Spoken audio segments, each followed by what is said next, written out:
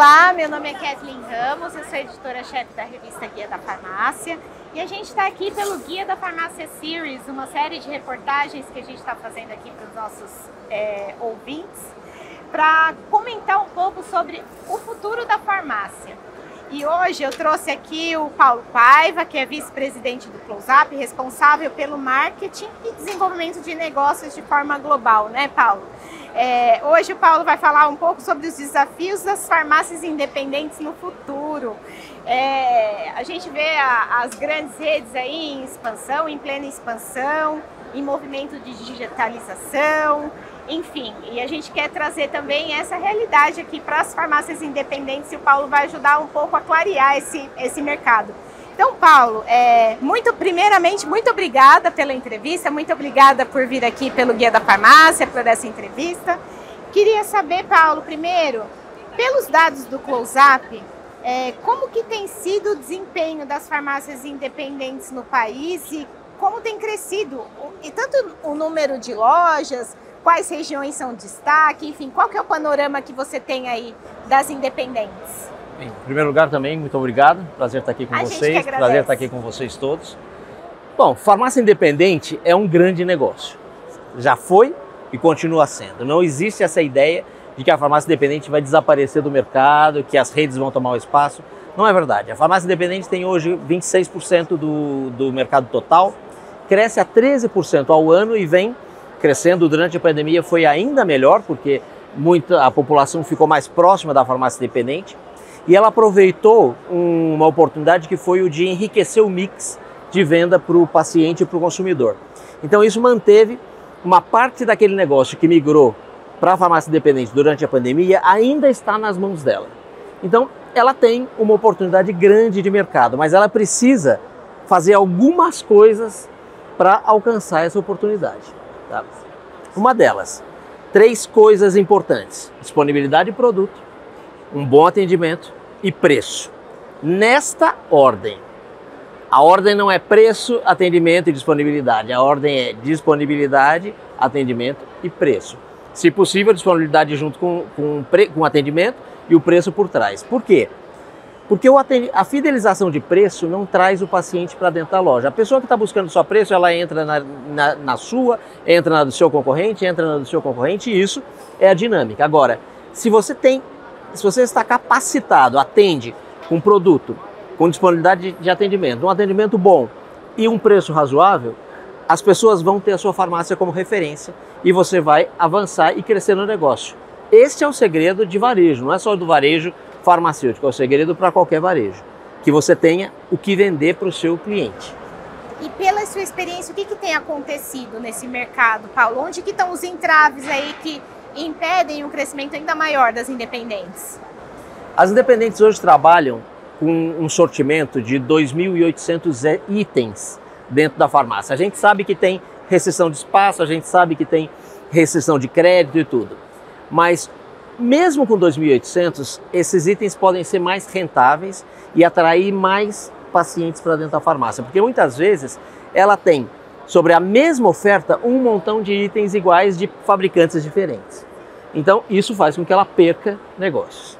Outro tema, se ela sair de 2.800 e for para até 4.200 itens, isso traz para ela um crescimento de mercado de aproximadamente 72%. Então, assim, a diferença de SKUs, de itens, traz uma oportunidade de venda de 72% mais. Então, o dono da farmácia, esse empresário, ele precisa olhar com mais atenção essa questão. A gente sabe, a própria Brasília chama ele de multitarefa. Ele tem que fazer um monte de coisa, mas ele precisa dedicar um pouco mais de tempo ao sortimento, à diversidade desse sortimento e parar de ficar olhando só o preço, a concorrência. Foca no seu negócio. Cria um negócio que atenda o seu cliente, não somente em preço, que atenda no maior volume de necessidades que ele tenha possível. E onde que está esse diferencial, Paulo? Se a gente hoje comparar as grandes redes que estão aí crescendo com prestação de serviços, lojas digitais, enfim, uma infinidade de recursos para a experiência do cliente, onde que está o diferencial do independente? Onde que ele deve reforçar esse seu lado e vencer e continuar nesse mercado? O diferencial dele é justamente a proximidade que ele tem e a possibilidade que ele tem de conhecer o cliente dele. Conhecer, não é conhecer porque tem um dado, é conhecer, sabe quem é. Então, dedicar um pouco mais de tempo também a montar uma base de clientes, a conhecer o que esse cliente está comprando, por que ele está comprando e principalmente descobrir o que ele não comprou porque ele não achou. Isso faz uma diferença gigante no negócio. Ele perguntar, se ele tiver a oportunidade de toda sexta-feira, ele pegar 10 dos clientes dele e perguntar toda sexta, o que foi que você veio buscar e não achou? Isso já vai fazer uma diferença, porque ele vai incorporar itens dentro do inventário e do sortimento dele, que vai atender muito mais pessoas. Esse é o segredo, então, para o sortimento mais assertivo, porque a gente vê que numa rede o espaço é grande, a gente tem uma infinidade de gôndolas para colocar o que a gente quiser ali. Mas numa independente que tem um espaço restrito, que tem que escolher item a item, ele vai ter que escolher. Qual que é, onde ele vai ter que escolher. O segredo para escolher o melhor sortimento? Vamos supor que ele tenha 10 itens do mesmo, de fabricantes diferentes, para uma determinada necessidade. Se ele conversar com os clientes dele e descobrir que tem duas coisas que os clientes estão buscando e ele não tem, talvez ele substituindo 2 desses por esses 2, já traga para ele um aumento de venda importante. Por quê? Porque ele vai atender pessoas que estão indo na farmácia dele e não encontram. E existem métricas, a gente discutiu muito nesse momento dessa Conexão Farma desse ano, justamente a inteligência do sortimento. A rede já tem isso, já faz isso há muito tempo, tem estruturas de pessoas e de informação enormes para isso. Mas o independente, ele pode, através da própria percepção que ele pode ter, do que é que está acontecendo, quem entra buscando o que ele vende, o que ele não vende, o que fica mais tempo na prateleira e o que não, ele pode aí começar a fazer alguns ajustes e incorporar produtos que ele não tenha e que estão buscando e tirar um pouco produtos que estão ficando muito tempo na prateleira. Tá? Só preço, só desconto. Chegou alguém e fez uma oferta incrível para ele, mas aquele produto ou aquele volume vai ficar 6 meses na prateleira. Isso não serve para ninguém. Então, não tenha atenção somente ao preço ou à excelente oferta que estão te fazendo. Verifique se aquilo realmente cobre uma necessidade que o seu cliente tem, que o paciente do médico que te mandou aí está buscando e se você vai conseguir atendê-lo. Certo. E a gente viu aqui, a gente tem visto muito o crescimento da prestação de serviços em farmácias, algo também que tem sido encabeçado pelas redes. Paulo, você acredita que as farmácias independentes também podem participar desse movimento? É lucrativo? Como que você enxerga esse mercado? Veja, lucrativo de forma unitária, ou seja, eu, farmácia independente, vou colocar alguém ali para fazer isso? Não vai ser. Porque é uma despesa alta, você precisa ter mais farmacêuticos, mais pessoas de atendimento, isso não vai acontecer. Agora, dentro de uma visão de rede, não a rede de farmácia, de uma visão de rede de empresários, é possível ter esse tipo de serviço compartilhado.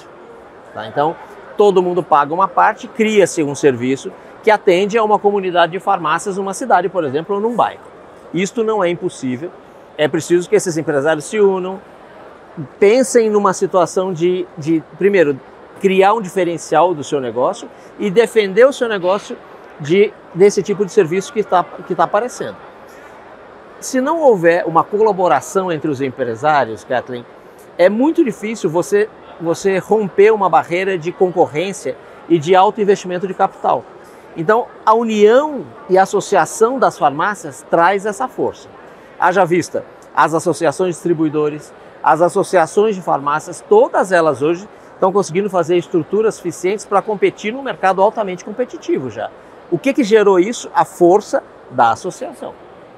Então, esse empresário ele tem que abrir um pouco a cabeça dele, ele tem que procurar o concorrente, o outro concorrente, porque num determinado ponto do negócio eles não são concorrentes, eles podem ser associados, eles podem trabalhar de forma colaborativa e oferecer diferenciais que eles hoje não têm. Em relação à adoção de tecnologia, que é algo também que a gente tem visto muito no varejo como um todo, né? Muitas tecnologias envolvidas não só na gestão, como no atendimento. Para a farmácia independente, o uso da tecnologia, como que você vê o uso da tecnologia? É na gestão? É na experiência do consumidor? Por onde você começaria? Bem, A tecnologia ajuda em todos os aspectos, mas tem um aspecto muito relevante de tecnologia para qualquer negócio, que é justamente o controle de estoque, o controle de disponibilidade e o controle do sortimento. Então, assim, se eu tivesse que começar por algum lugar, eu começaria por aí. Porque se eu começo, por exemplo, por um processo de fidelização de cliente, mas eu estou perdendo o cliente porque eu não estou conseguindo atendê-lo, eu vou investir em algo e vou perder parte desse algo porque eu simplesmente não consigo trazer a pessoa para cá. Então eu começaria num passo inicial, eu começaria por aí, em automatizar ou colocar um pouco mais de inteligência nessa parte da gestão do estoque, da disponibilidade e do sortimento da farmácia. Depois, aí eu vou ter bastante gente mais entrando na minha farmácia, aí eu vou colocar a tecnologia a favor desse relacionamento. Para finalizar, Paulo, eu queria saber como que você vê agora o futuro de uma farmácia independente de sucesso. Quais são os elementos, os pilares principais para essa farmácia continuar competitiva no mercado? Ela precisa ter os produtos o mais certos possíveis para atender o negócio, mas ela precisa também se preocupar com a exposição desse produto.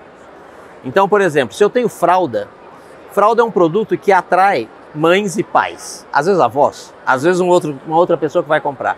E a gente vê farmácia colocando o produto muito próximo da porta, quando a fralda devia estar lá no fundo, para fazer as pessoas entrarem e circularem na farmácia. Então, conhecer, aprender essas técnicas, entender o que é que circula na farmácia, talvez comprar uma pequena consultoria, existem consultorias desse tipo que podem ajudar a farmácia a acelerar esse aprendizado.